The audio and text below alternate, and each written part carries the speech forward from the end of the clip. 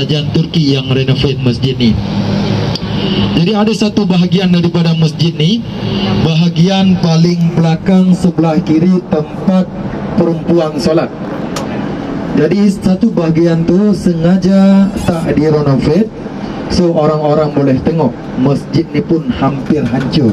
Ketika masjid ni masih berdiri tegak, tak macam bangunan yang lain yang hancur, rata, binasa, rata dengan tanah semua. Nampak tak di sebelah kiri paling ujung, paling belakang ni? Nanti kita turun ni, kita tengok ada satu bahagian memang tak renovate. So orang-orang pelancong yang datang boleh tahu masjid ni pun terkena tsunami pada masa tu. Itu juga ada bulan sabit atau bintang bulan.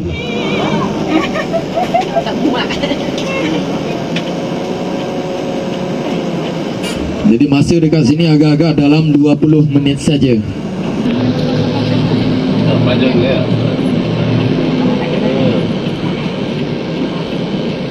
Kau ada pedang motor kau? 20 minit saja. 20 minit saja. Okey, jom tuan dan puan, masa kita 2.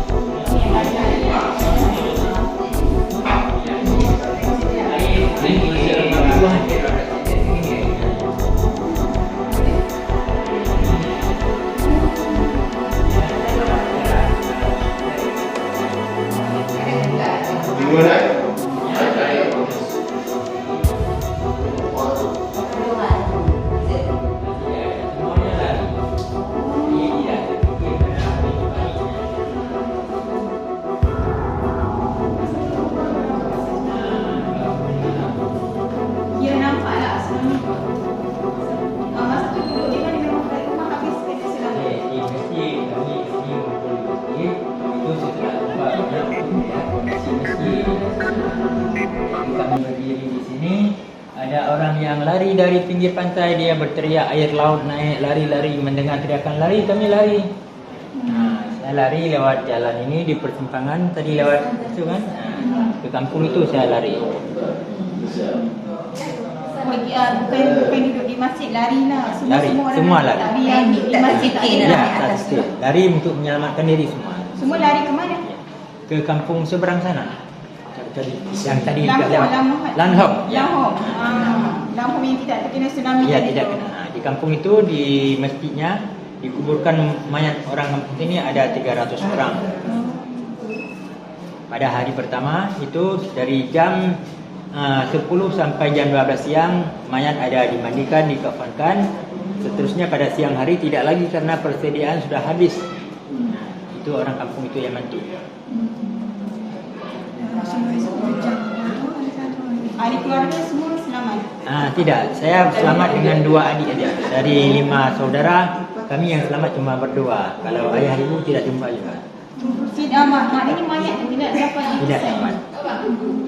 Karena pada itu siang hari semuanya mayat sudah hitam, tidak kenali lagi. Air itu ada 3, yang pertama dan kedua itu hitam dan yang ketiga bersih.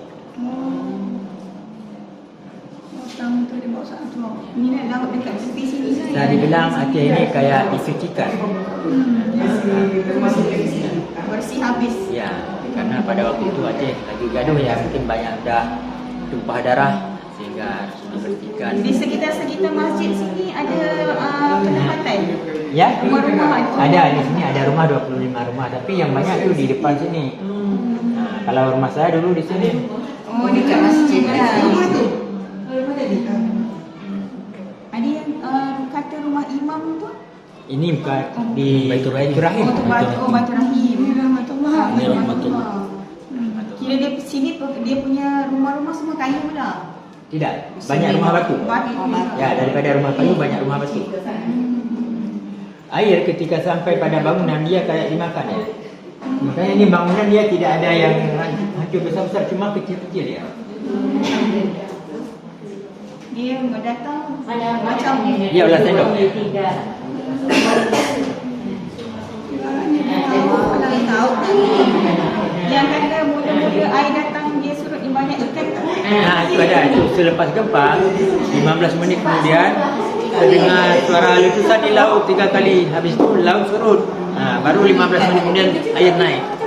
Dari jauh dia nampak hitam disertai dengan suara gemuruh kayak suara pesawat. Sebelum tsunami. Ya, sebelum tsunami. Ikan banyak. Masa tu ikan naik banyak tu. Tidak naik. Cuma ikan tergelepar di pantai karena pantai dah kering. Tapi tarik doa air kita pergi. Jadi surut sama. Jarak antara gempa dan tsunami 30 menit. Gempa jam 8. Tak ada. Ya. Jadi macam orang tidak bersiap sedia. Ya, kalau orang dah tahu lari selamat. Tapi belum tahu.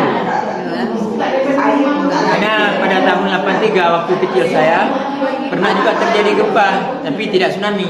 Makanya orang gempa 2004 tidak lari. Sebab sudah biasa dengan sampai sekarang hanya dua saudara saja tinggal. Ya. Rumah dekat sini lah, dekat Ya. kawasan yang Turki buat ni. Kalau sekarang itu rumah saya. Yang ada nampak atas ni. Ya.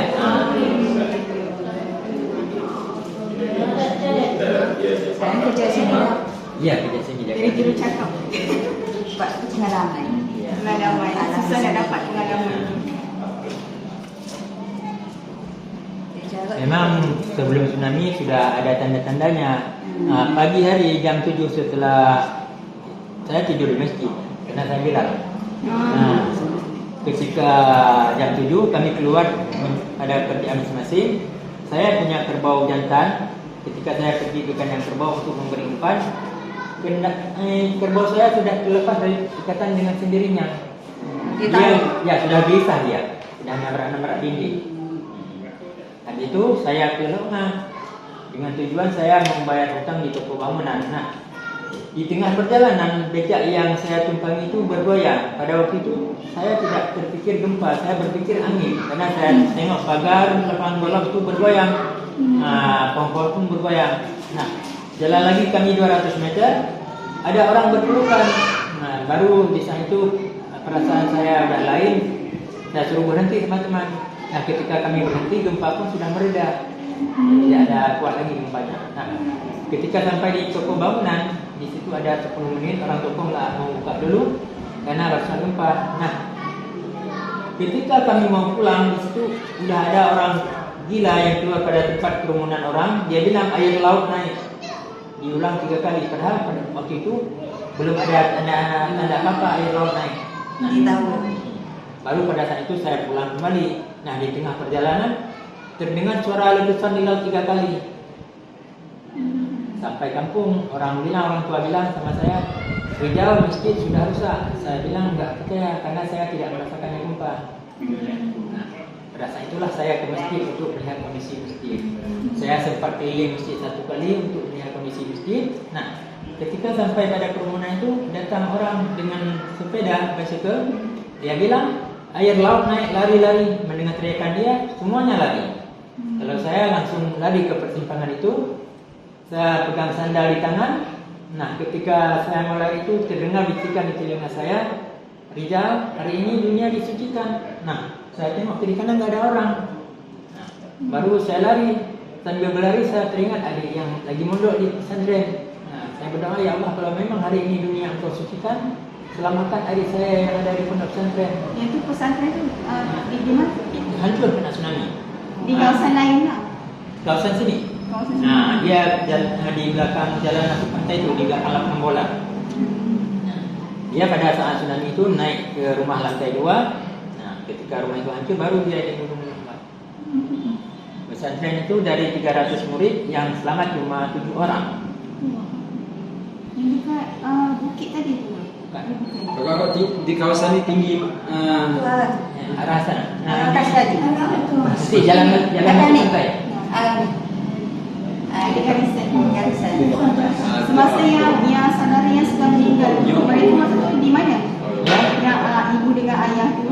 Ayah itu tidak di sini, di Banda Aceh. Ayah saya seorang tukang bangunan. Beliau pada hari Rabu terjatuh daripada kerjaan patah kaki sehingga harus minap di tukang urut Di Bandar Aceh lah. Di Bandar Aceh. Sekali dengan ibu lah.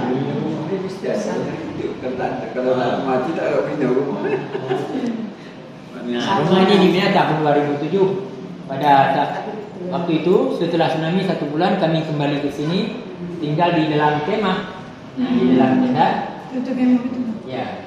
Nah, ini setelah itu 5 bulan kemudian karena tenda panas di siang hari, kami cari kayu-kayu bekas rumah tsunami hancur, kami bikin pondok.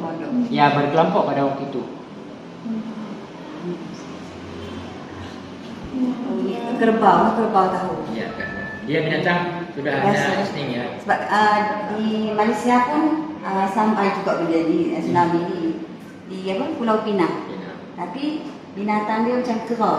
Kera daripada sungai tu, daripada hutan lari. Dia macam dia dah tahu dah benda tu nak berlaku. Betul. Jarak dia 30 minit daripada gempa dengan tsunami 30 minit. Kembali tu lagi. Ya, 30 menit. 30 minit. Tak maknanya gempa tsunami. Ya. Kalau di Malaysia 4 jam. Awal pagi dalam pukul 8, pukul 12 tsunami. Berarti air surut daripada sini. Air balik ke Banda Aceh. Sini dah sampai ke sana. Ya. Murid saya, anak murid saya 5 orang meninggal. Hari kejadian itu. Terima kasih.